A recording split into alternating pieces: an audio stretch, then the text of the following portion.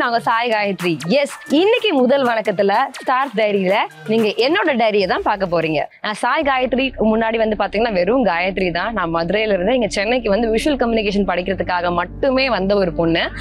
9th படிக்கும் போதே வந்து விஷுவல் கம்யூனிகேஷன் படிக்கணும்ன்றது ஒரு பெரிய ட்ரீமா இருந்தது.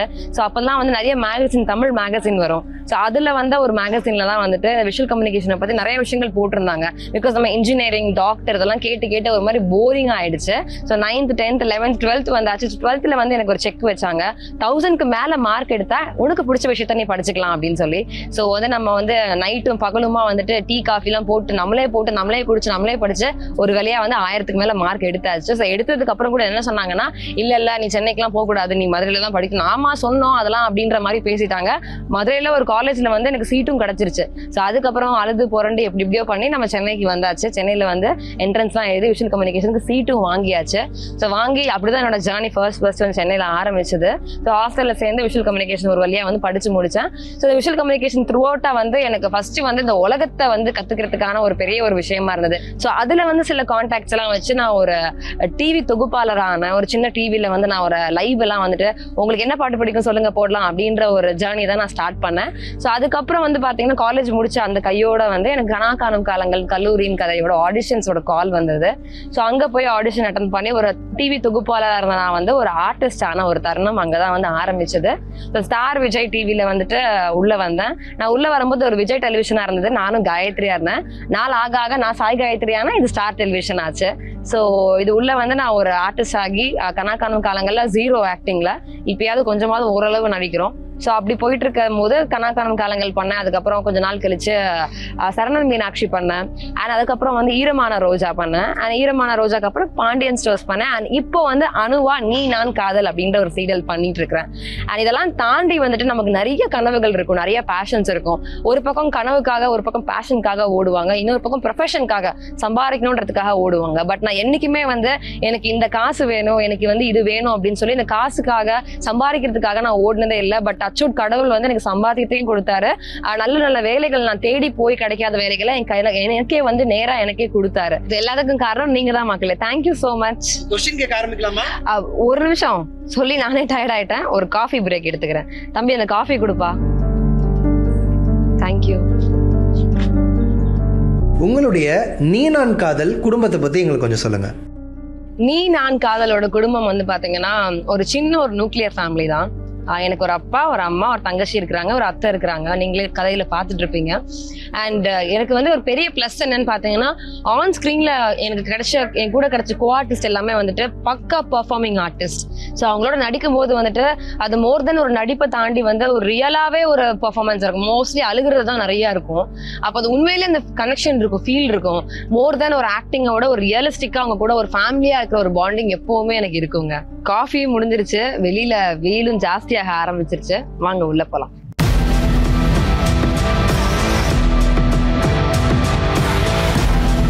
ஓகே, இதுதான் எங்களுக்கு கொடுத்துருக்க ரூம். நம்ம இப்ப இங்க டச் அப் பண்ணிட்டு நம்ம ஷார்ட்டுக்கு போறோம். வாங்க. எமோஷன் சீனில் ஃபீல் பண்ணுறீங்க, கிடைக்கிற கேப்லலாம் ரீல் பண்ணுறீங்க. உங்களுக்கு சோஷியல் மீடியாவில் ஆக்டிவாக இருக்கிறது அவ்வளோ பிடிக்குமா? அஃப்கோர்ஸ் இப்போ வந்து பார்த்தீங்கன்னா சோஷியல் மீடியா தான் வந்து மேஜர் அப்படின்ற மாதிரி ஆயிடுச்சு. It can be any platform. So social மீடியாவில் வந்து மக்களோட மனசில் போய் ரொம்ப ஆழமாக பதிகிறோம் நம்ம எல்லாருமே. மோர் தேன் வந்து சாங் பாடுற மாதிரி ரீல், ஆடுற மாதிரி ரீல் தாண்டி வந்து நான் நேச்சுரலாக நான் என்னவா பண்ணிட்டு இருக்கேன் அப்படின்றத வந்து ஒரு ரீலில் வந்து காட்டுறது எனக்கு ரொம்ப பிடிக்கும். ஸோ அப்படி நான் மக்கள் கூட கனெக்ட் பண்ணுவேன். மேபி ஒரு கெட் ரெடியாக இருக்கட்டும், இல்லை வந்து செட்ஸில் என்ன பண்ணிட்டு இருக்கோம், ஒரு பிடிஎஸ்ஸாக இருக்கட்டும், அந்த மாதிரி ரீல்ஸ் தான் நான் அதிகமாக போடுவேன். மாதிரி நான் மோசமான ஆள் இல்லைங்க. அப்படிப்பட்ட ஆளு தான் சொல்றது நம்பவே நம்பாதீங்க. ஏஜி சுமார் நான் உங்களுக்கு பர்சனலா ஃபோன் பண்ணி என் கேரக்டரை பத்தி சொல்றேன். இதெல்லாம் மனசுல வச்சுக்காதீங்க. ஒண்ணு யார் மனசுல வச்சுக்கற? நீங்க முதல்ல ஆடிஷன் அட்டெண்ட் பண்ண அந்த ஸ்டோரியை எங்ககிட்ட கொஞ்சம் பகிர்ந்துக்க முடியுமா? இப்போ கூட நான் நினைச்சு பார்த்தா நான் இப்போதான் ஏதோ ஆடிஷன் அட்டெண்ட் பண்ண மாதிரி ஒரு ஃபீல் கொடுக்கும் எனக்கு. ஸோ கனா காணும் காலங்கள் ஒரு கல்லூரியின் கதை தான் வந்து என்னோட ஃபர்ஸ்ட் எவர் ஆடிஷன். ஸோ அது வந்து என்னை ஆடிஷன் பண்ணது யார் அப்படின்னு பார்த்தீங்கன்னா நம்ம Praveen Bennett sir, global Praveen Bennett சாரும், நம்ம இப்போ வந்து மக்கள் வந்து தூக்கி கொண்டாடிட்டு இருக்கிற நம்ம நெல்சன் டைரக்டர் நெல்சன் சார், இவங்க 2 பேரும் தான் வந்து என்ன ஆடிஷன் பண்ணாங்க. ஸோ அப்போ அவங்க வந்து நாங்கள் 2 பேருமே எனக்கு யாருன்னே தெரியாது. அப்போ நம்ம நெல்சன் சார் வந்து பார்த்தீங்கன்னா ஜோடி நம்பர் 1 இந்த மாதிரி நிறைய வந்து ஹிட் ஷோஸ்லாம் கொடுத்துருக்காரு. பட் எனக்கு அவர் யாருன்னே தெரியாது. இவங்க 2 பேரும் சோஃபாவில் உட்காந்துருந்தாங்க.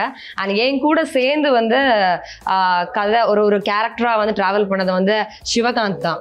சிவகாந்தும் நானும் சேர்ந்து தான் வந்துட்டு ஒரு சின்ன ஸ்கிட் கொடுத்தாங்க. அது ஒரு அப்பார்ட்மெண்ட்ல போச்சு இந்த ஆடிஷன். பண்ணி முடிச்சதுக்கப்புறம் நீங்கள் போயிட்டு நாளைக்கு வாங்க, ஒரு காலேஜ் பேர் சொல்லி அங்கே வந்துருங்க அப்படின்னாங்க.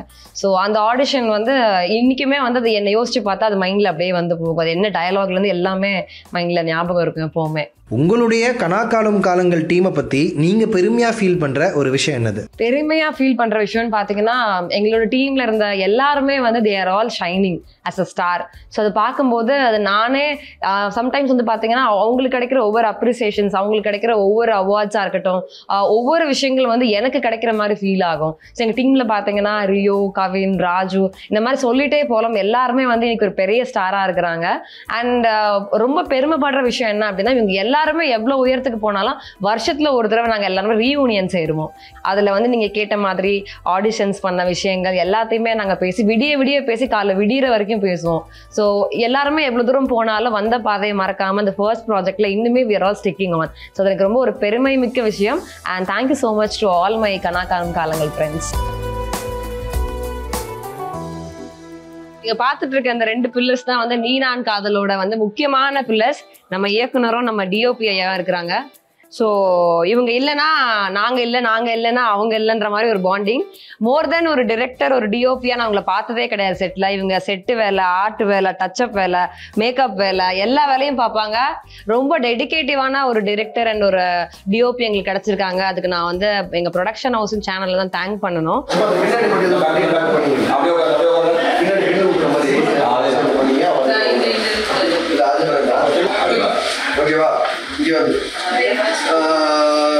சோ நீ நான் காதல் வந்து அடுத்து என்னென்ன திருப்பங்கள்லாம் இருக்கு, எப்படி எல்லாம் எடுக்க போறீங்க? திருப்பங்கள்லாம் சொல்ல முடியாது.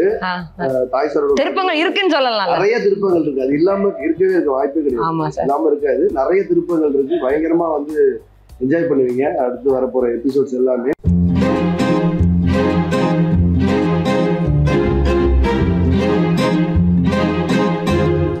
ஹாய் அபி, உங்களுடைய கேரக்டர் பற்றி எங்களுக்கு கொஞ்சம் சொல்ல முடியுமா? என்னோட கேரக்டர் இந்த சீரியல் எப்படின்னா, ரொம்ப துருத்துருன்னு இருக்கிற ஒரு பொண்ணு, எல்லாத்தையுமே பாசிட்டிவாக எடுத்துப்பா. யார் எங்கே எவ்வளோ சோகமாக இருந்தாலும் அவங்க எப்படியெல்லாம் என்கரேஜ் பண்ணலாமோ அப்படியெல்லாம் வந்து யோசிச்சு என்கரேஜ் பண்ணிப்பாங்க. ஸோ தனக்குள்ளே இருக்கிற சோகத்தை வந்து வெளியே காட்டிக்க மாட்டாங்க. ஆனால் வேறு யாராவது சேடாக இருந்தாலும் அவங்கள என்கரேஜ் பண்ணிட்டு மோட்டிவேட் பண்ணிட்டு அந்த மாதிரி ஹாப்பியாக சரௌண்டிங்ஸ் ஹாப்பியாக வச்சுக்கிற மாதிரி ஒரு ரோல் தான் இந்த அபி. உங்களுடைய சிஸ்டரை பற்றி எங்களுக்கு கொஞ்சம் சொல்ல முடியுமா? என்னோட சிஸ்டர் வந்து இந்த சீரியலில் ரொம்ப எமோஷ்னல் டைப். அப்படியே எனக்கு ஆப்போசிட்.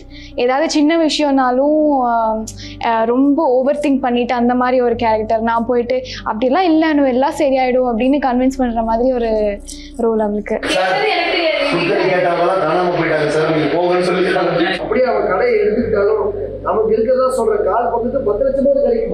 உங்களுடைய அடையாளம்னு நீங்க நினைக்கிற ஒரு விஷயம் என்னது? எனக்கு அடையாளம் அப்படின்ற நினைக்கிற ஒரு விஷயம் வந்து பாத்தீங்கன்னா இந்த சேனல் தான், ஸ்டார் விஜய் டிவி. பிகாஸ் நான் இந்த சேனலை விட்டு வெளியில போயிட்டு ஆஸ் அன் ஆர்டிஸ்டா நான் வேற எங்கேயுமே ஒர்க் பண்ணல. நிறைய வாய்ப்புகள் வந்தா கூட நான் போய் ஆடிஷன்ஸ் அட்டன் பண்ணிட்டு வருவேன். ஸோ அப்போ கூட வந்துட்டு நான் ஸ்டார் விஜய் டிவிக்குள்ளதான் ஒரு ப்ராடக்டா கனாக்காலம் காலங்கள் வந்து இப்போ வரைக்கும் உள்ளே இருக்கிறேன். ஸோ என்னோட அடையாளமா நான் நினைக்கிறது ஸ்டார் விஜய் டெலிவிஷனை தான்.